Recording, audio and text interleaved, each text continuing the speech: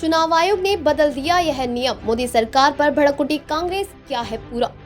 चुनाव आयोग ने चुनाव संबंधी नियमों में कुछ बदलाव किए हैं। इसके तहत अब पोल बूथों के सीसीटीवी फुटेज उम्मीदवारों और आम जनता को उपलब्ध नहीं कराए जा सकते।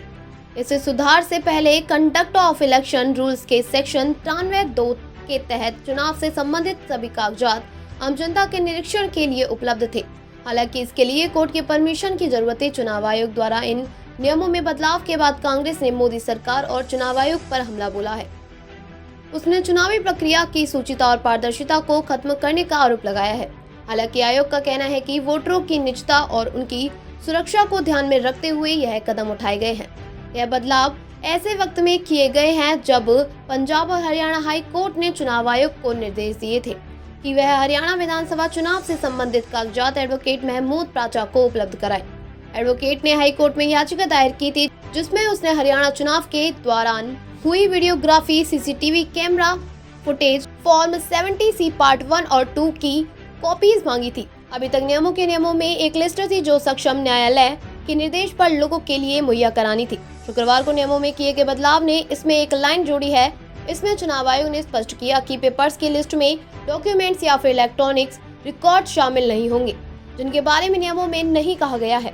कांग्रेस प्रवक्ता जयराम रमेश ने कहा कि उनकी पार्टी इन बदलावों को कोर्ट में चुनौती देगी।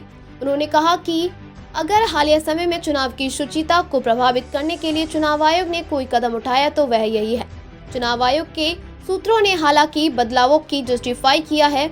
इसमें कहा गया है कि सीसीटीवी फुटेज किसी को भी उपलब्ध कराने में मामला गंभीर हो सकता है, खास तौर पर जम्मू कश्मीर में जैसे संवेदनशील जगहों और नक्सल इलाकों में यह सुरक्षा का मसला बन सकता है। टाइम्स ऑफ इंडिया के मुताबिक चुनाव आयोग के एक वरिष्ठ अधिकारी ने बताया कि इसके चलते वोटरों की जिंदगी पर भी संकट आ सकता है।